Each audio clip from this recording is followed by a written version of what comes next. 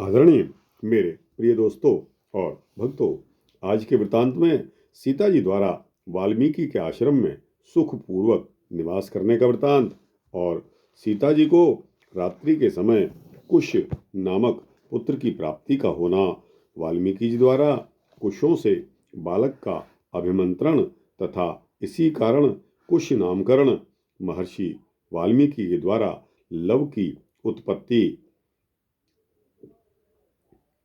Love कुश को समस्त विद्याएं सिखाने का और रामायण की शिक्षा देने का यह वृतांत है।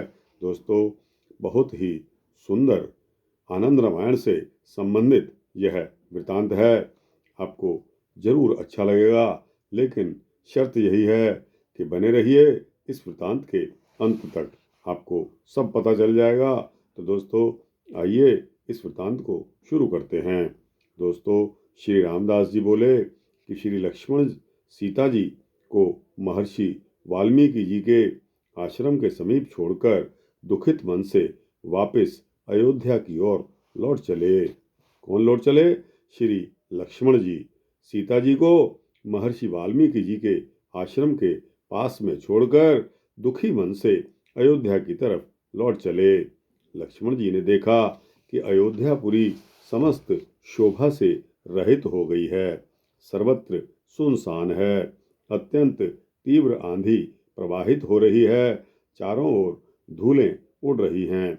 उन्होंने अयोध्या को उसी प्रकार देखा जैसे स्त्री विहीन कोई सूना घर पड़ा हो। लक्ष्मण जी ने नीचे मुख करके पुरी में, अयोध्यापुरी में प्रवेश किया और राजसभा में जाकर श्री राम को प्रणाम किया। परमात्मा श्री रामचंद्र जी ने सीता जी के वियोग से दुखी होकर समस्त भोगों का परित्याग कर दिया। सब प्रकार से विरक्त होकर उन्होंने मुनि वृत्ति को धारण कर लिया और वे मुनियों के चरण कमलों की सेवा में निरत हो गए। इधर महर्षि वाल्मीकि जी के आश्रम में स्थित सीता जी नित्य मुनि पत्नियों द्वारा पूजित होती हुई सुखपूर्वक निवास करने लगी।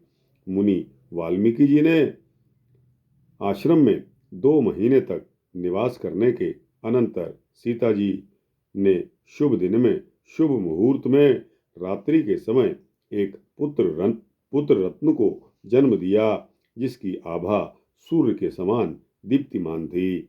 उसी समय प्रभु श्री राम को जब यह शुभ समाचार ज्ञात हुआ तो वे किंकणी जाल से समन्वित पुष्पक विमान में आरूढ़ होकर लक्ष्मण को साथ लेकर आकाश मार्ग से होते हुए शीघ्र ही महर्षि वाल्मीकि जी के आश्रम की ओर चल पड़े।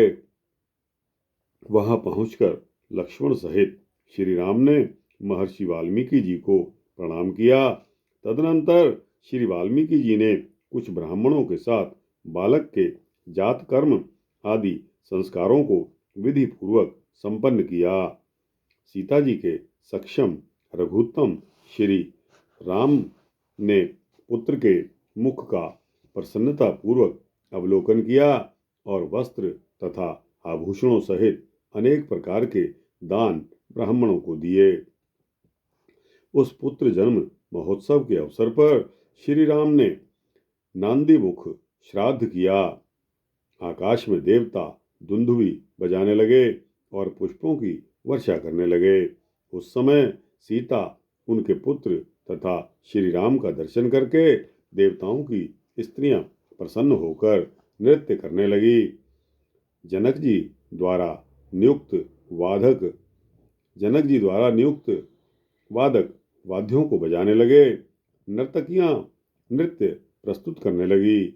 मागध आदि बंदीजन सीता, राम एवं शिशु की बार बार स्तुति वंदना करने लगे।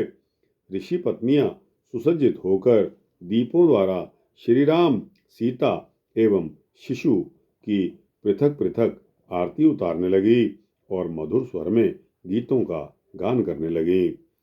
रघुनंदन श्री राम ने वस्त्र आभूषणों द्वारा उन सभी को सम्मानित किया। श्री जनक जी ने विधि पूर्वक श्री राम एवं श्री सीता जी का पूजन किया। महर्षि वाल्मीकि जी ने कुशों के द्वारा शिशु का अभिषेक करते हुए शांति मंत्रों का पाठ किया। महर्षि वाल्मीकि के द्वारा कुशों से शांति मंगल प्राप्ति के लिए उस शिशु का अभिषेक हुआ था, अतः उस बालक का नाम कुश पड़ गया। श्री वाल्मीकि जी ने श्री राम के समक्ष ही उस बालक का कुश नाम रखा। इस प्रकार से अनेक विध मांगलिक उत्सवों के द्वारा वह रात्रि महर्षि के आश्रम में सुख पूर्वक बिताकर सभी मुनियों को बार बार प्रणाम करते हुए सीता जी की अनुमति को लेकर लक्ष्मण के साथ श्री राम पुष्पक विमान में बैठकर वहां से चल पड़े और आकाश मार्ग से होते हुए वे क्षण भर में ही साकेतपुरी पहुंच गए और विमान से उतरकर अपने भवन में प्रविष्ट हो गए। कुछ दिन बीत जाने के अनंतर श्री राम 100 अश्वमेध यज्ञों को संपन्न करने का संकल्प लेकर सीता जी के अभाव में उन्होंने वस्त्र तथा विविध अलंकारों से विभूषित स्वर्णमयी सीता बनाकर यज्ञ को संपन्न किया। श्री रामदास जी कहते हैं कि हे शिष्य, पत्नी के अभाव में ब्राह्मणों को कुशमयी पत्नी बनाकर कर्मों को संपन्न करना चाहिए। क्षत्रियों को स्वर्ण की पत्नी बनानी चाहिए। वैश्यों को चाहिए कि वे रजतमयी स्त्री बनाएं और शूद्रों के लिए ताम्रमयी स्त्री बनाने का विधान है।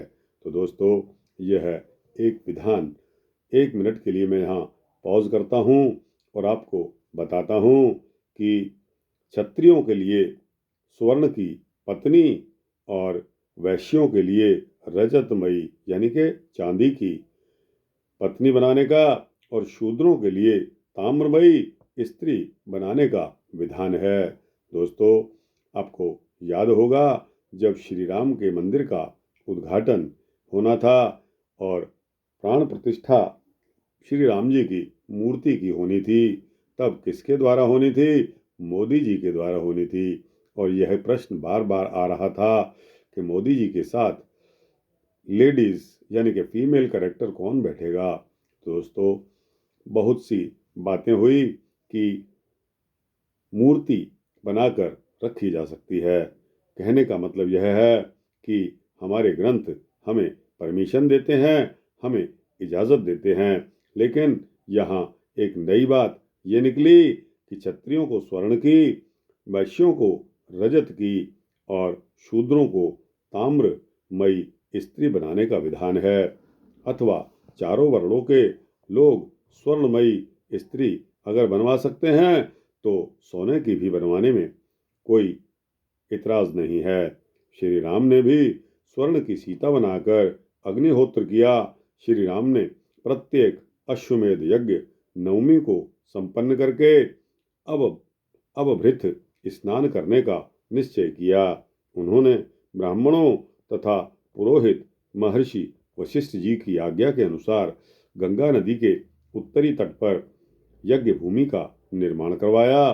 प्रयाग से लेकर दक्षिण में जहाँ तक मुनि मुदगल जी का आश्रम था और उत्तर में भागीरथी बह रही थी, उतने भूभाग को उन्होंने स्वर्ण के हल से जोता। मुनि मुदगल जी जिनके आश्रम के उत्तर दिग्भाग में भागीरथी बह रही थी, उस स्थान में यज्ञशाला निर्माण करवाकर स्वर्णमयी सीता के साथ यज्ञ आरंभ हुआ। अज्ञानियों के देखने के लिए ही उन्होंने स्वर्णमयी सीता का निर्माण किया।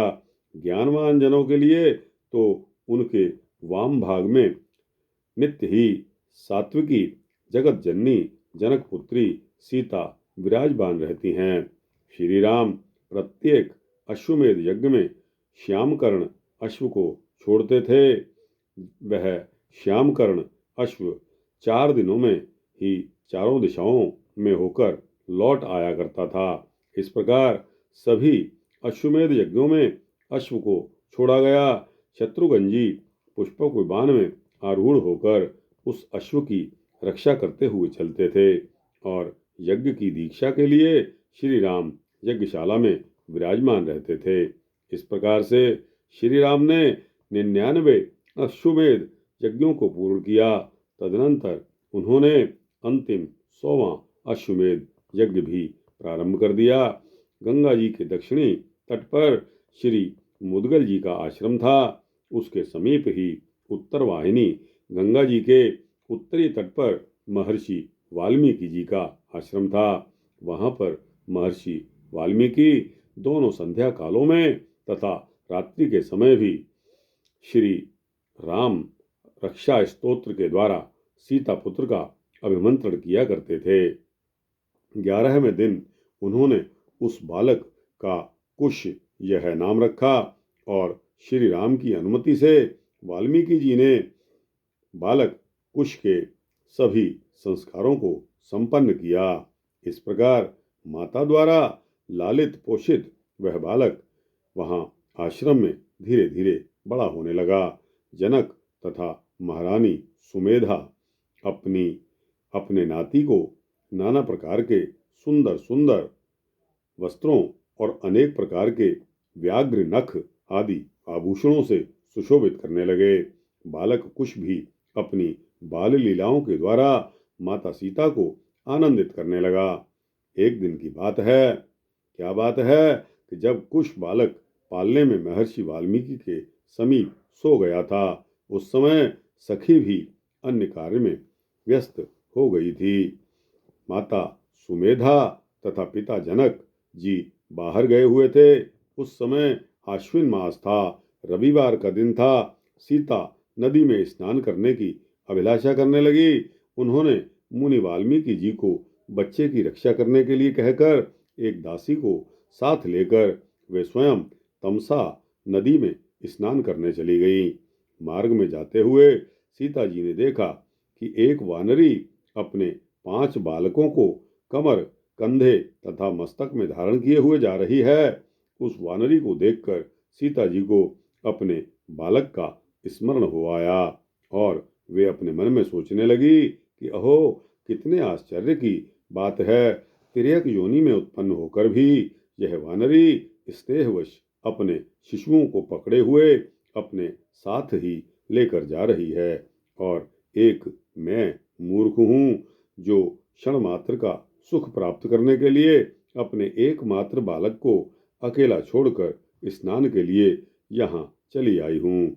मुझ मानव जाति में उत्पन्न माता को धिक्कार है। इस प्रकार से अपने को धिक्कारती हुई माता सीता आश्रम की ओर लौट पड़ी।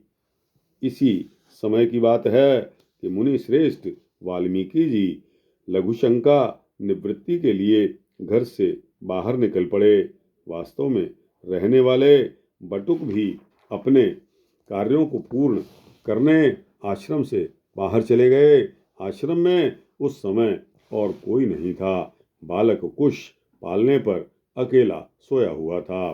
सीता जी झट से पालने से अपने बालक को गोद में लेकर पुनः दासी के साथ आश्रम से बाहर निकल पड़ी और उस उषा काल में सीता जी ने जाकर नदी में स्नान किया। थोड़ी ही देर में मुनि वाल्मीकि जी आश्रम में लौट आए और उन्होंने देखा कि पालने में शिशु नहीं है। यह देखकर वे बार बार लंबी लंबी सांसें लेने लगे। वे सीता की अंतर्वेदना के भय से भयभीत हो गए और उन्होंने अपनी तपस्या के प्रभाव से लवों यानी कि कुश खंड के द्वारा शीघ्र ही बालक कुश के समान ही एक अन्य शिशु का निर्माण करके उसका पोषण किया और उसमें प्राण संचार करके उसे जीवित कर डाला। उस समय अत्यंत घबराहट की स्थिति में मुनि अपनी ज्ञान दृष्टि से यह नहीं जान पाए कि सीता अपने बालक को अपने साथ ही लेकर गई है। कुछ ही समय पश्चात भली भांति स्नान करके सीता जी अपनी कुटिया में आ गई। उस समय उन्होंने अपने कटी देश में सोने के नृपुरों की ध्वनि से मंडित बालक कुश को धारण किया हुआ था। जब पालने पर किसी दूसरे बालक को सोया हुआ देखा तो उन्होंने आश्चर्यचकित होकर मुनि वाल्मीकि जी से पूछा कि हे मुनि, पालने पर सोया हुआ यह बालक किसका है? उस समय सीता जी के कट प्रदेश में बालक कुश को देखकर उन्हें भी बहुत विस्मय हुआ।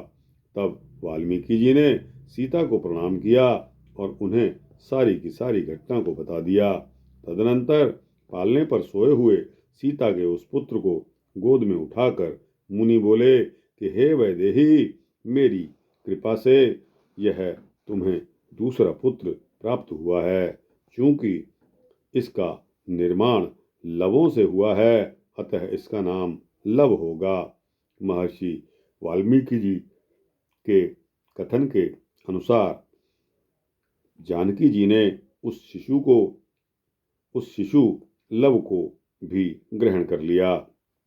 मुनि ने कहा, इनमें से कुश नाम वाला यह बालक ज्येष्ठ होगा और लव कनिष्ठ होगा। तदनंतर वाल्मीकि जी ने लव के भी जातकर्म आदि संस्कारों को संपन्न किया। उस समय भूमि पर तथा स्वर्ग में भी अनेक प्रकार के मंगल वाद्य बजने लगे। देवताओं ने सीता, उन दोनों बालकों तथा महर्षि वाल्मीकि के ऊपर स्वर्ग से फूलों की वर्षा की। जनक तथा सुमेधा आदि ने भी अनेकों प्रकार के उत्सव किए। धीरे धीरे वे दोनों कुश और लव अनेक प्रकार की विद्याओं से संपन्न हो गए। मुनि वाल्मीकि जी ने उन्हें धनुर्विद्या और अस्त्र विद्या की शिक्षाएं प्रदान की और बड़ी ही प्रसन्नता पूर्वक अपने द्वारा रचित रामायण की संपूर्ण कथा उनको सुनाई, जिसमें भगवान श्री राम के आनंददायक रमणीय चरित्र का गुणगान हुआ है। वे दोनों कुमार कुश और लव अश्विनी कुमारों के समान अत्यंत ही सुंदर थे। उनका कंठ स्वर अत्यंत ही मधुर था। वे दोनों कुमार वीणा की लयकारी के साथ उस आश्रम प्रदेश में रामायण का गायन किया करते थे। वे सुंदर स्वरूप वाले मुनियों के आश्रमों में जा जाकर रामायण का गान करते थे। उन्हें इस प्रकार से गाते हुए देखकर मुनिजन अत्यंत विस्मय को प्राप्त हो गए और वे कहने लगे कि हम चिरजीवी लोगों ने अपनी दीर्घ आयु में गंधर्वों, किन्नरों, पृथ्वीलोक निवासियों, देवताओं, पाताल लोक निवासियों, ब्रह्मलोक निवासियों और सभी लोकों में रहने वाले तथा सभी दिशाओं में विद्यमान अनेक गायकों के गान सुने हैं, किंतु इस प्रकार के गान तथा वाद्य की गरिमा को ना तो हमने कहीं देखा ही है और ना कहीं सुना है और ना ही कहीं जान ही पाए। इस प्रकार से सभी मुनिजनों द्वारा प्रशंसित होते हुए वे दोनों कुमार लव, कुश और लव महर्षि वाल्मीकि जी के आश्रम में एकांतवास में रहते हुए अत्यंत सुखपूर्वक निवास करने लगे। वे दोनों सोने के कंकण, नूपुर, मंजीर, कयूर, कमरबंद, हार तथा कुंडलों को धारण करके अत्यंत सुशोभित होते थे। वे अपनी मधुर बाल लीलाओं, अनेक प्रकार के कौतुकों तथा बाल सुलभ मधुर बोली के द्वारा सीता, रानी सुमेधा, राजर्षि जनक और मुनि वाल्मीकि जी को अत्यंत आनंद प्रदान करते थे। दोस्तों, यह सर्ग 4 का वृतांत में आपके समक्ष रख रहा हूँ। दोस्तों, 5वें सर्ग में भगवान शिव के द्वारा राम रक्षा स्तोत्र का उपदेश, राम रक्षा स्तोत्र का महात्म्य दोनों ही बताए गए हैं। तो दोस्तों, यह भी एक वृतांत है जिसको मैं अपने अगले सूक्ष्म वृतांत में आपके समक्ष रखूंगा। दोस्तों, यह वृतांत यहाँ समाप्त होता है। रामायण सतकोटि अपारा।